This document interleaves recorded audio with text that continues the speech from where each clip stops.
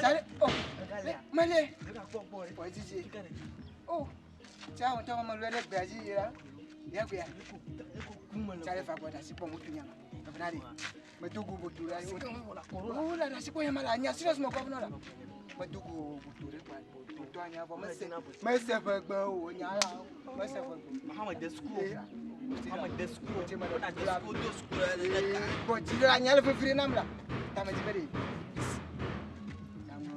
Manglon Noah, un nom là. To, il y a des cols à fond.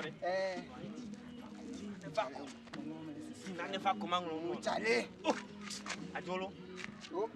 Voilà. Va, le que le cours on est maha. Et ben ni nyanya no.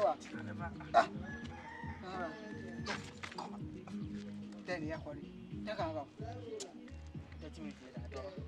Tete. 1 minute mala jije go. To mai mama.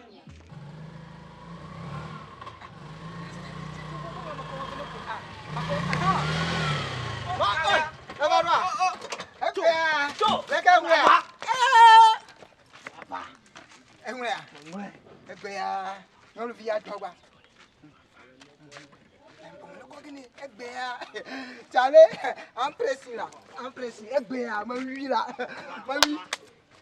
Coro. Charlie, va correr. Mais tu fais non chemin. Oh, mais tu fais non, Charlie, ne comme mai ma va là. Ne, ma oui bela.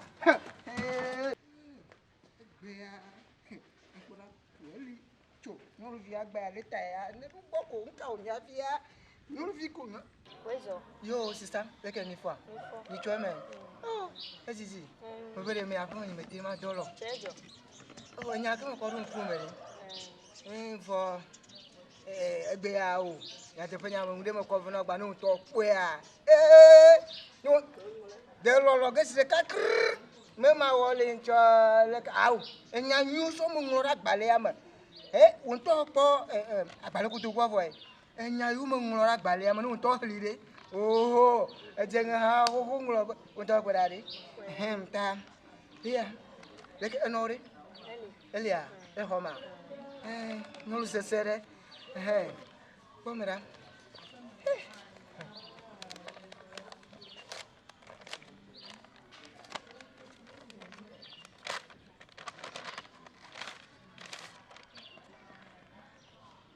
Grand Christian Center, the home of champions, but the more lo leta manglo no trongo ta tu trongo nyule nya go nyon via bi gbe mo skuta go mia me va gbojiri zabi bo manglo ka nglo fono e va tro ta tu gwa be prayer nkanka trongo nyule na kele lo leta ma anye prayer kwa mi o fe photo dale ji nene keme ngale nyono moku mo devia stakis magala gbo mi bulenelo vedi o pete mo yoga corregire in bed devia sister